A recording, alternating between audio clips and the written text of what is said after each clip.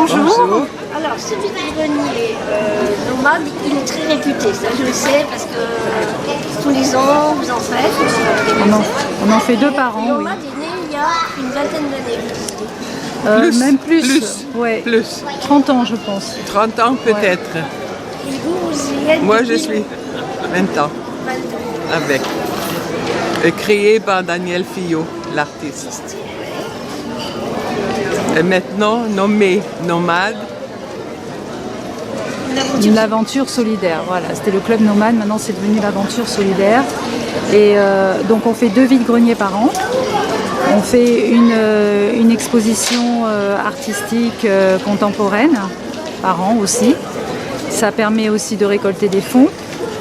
Et ces fonds-là, on les envoie. Alors là, actuellement, on est sur le projet des enfants des rues de Dakar, au Sénégal.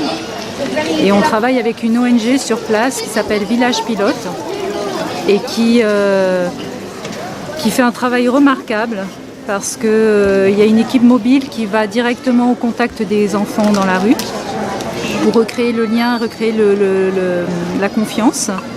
Et une fois que l'enfant décide d'intégrer le centre, donc il est intégré, bien sûr on lui apprend les règles d'hygiène, de collectivité, de vivre ensemble.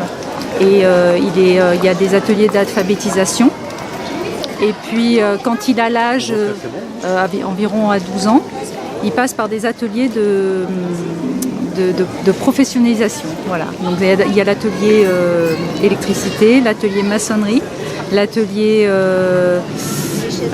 menuiserie bois et menuiserie métallique. Et il passe dans chaque atelier pour savoir lequel il préfère. Donc après, une fois qu'il a choisi, il fait sa formation. Et une fois qu'il est en âge de travailler, il est placé dans une entreprise, en famille d'accueil, de façon à ce qu'il devienne, dans son pays, au Sénégal, voilà, de façon à ce qu'il devienne autonome, qu'il ait un travail, et puis après qu'il ait suffisamment d'argent pour s'installer et créer sa famille, et voilà. Et souvent, il y a des jeunes qui sont donc maintenant intégrés, qui reviennent au centre pour parler de leur expérience aux nouveaux, aux jeunes, aux enfants qui viennent d'intégrer le centre. Voilà.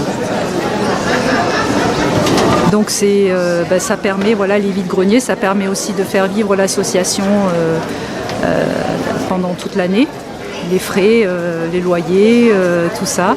Et puis c'est vrai que l'exposition, donc là la prochaine exposition va avoir lieu, il me semble, du 15 décembre au 30 décembre. 13. Non, c'est le 15. Le 15, ouais. Le 15, c'est le samedi. Ça va être le samedi 15, ça va être le vernissage. Voilà. Et là, c'est de généreux artistes de la région, réputés, il y en a qui sont très réputés, qui donc exposent 1 ou 2 œuvres. Et une partie de la vente des œuvres va à l'artiste et une partie va à Nomade. Voilà. Donc c'est très important puisque ça nous permet aussi de récolter pas mal d'argent pour l'envoyer à l'ONG sur place, Village Pilote. Voilà. Et est-ce que vous allez parfois sur place pour vous rendre compte de ce qui se fait? Oui, en général, c'est moi j'y suis allée au mois de mars. Voilà, et on a pu voir l'avancée des travaux, parce qu'ils sont toujours en travaux à construire de nouveaux bâtiments pour accueillir encore plus d'enfants. Là, ils sont sur le maraîchage, parce qu'il faut savoir que le Sénégal, c'est une terre riche. Là où ils sont, ça pousse, les légumes poussent vraiment de manière phénoménale. Et le but, c'est de devenir aussi autonome au niveau de l'alimentation. Voilà. Parce que l'alimentation, c'est un budget très très important pour l'ONG sur place. Et le but, c'est de produire leurs propres légumes et de devenir autonome le plus possible à ce niveau-là. Voilà.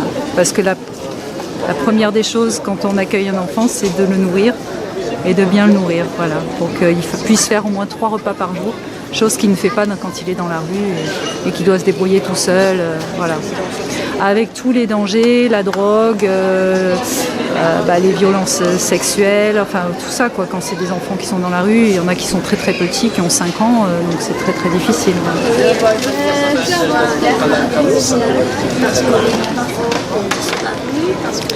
Non, alors il y a beaucoup d'éclatement familial parce que le Sénégal c'est un pays musulman, majoritairement musulman, et il y a plusieurs familles. Quand le père peut avoir plusieurs femmes, donc plusieurs enfants, et des difficultés économiques font qu'il ne peut pas assumer tous ses enfants.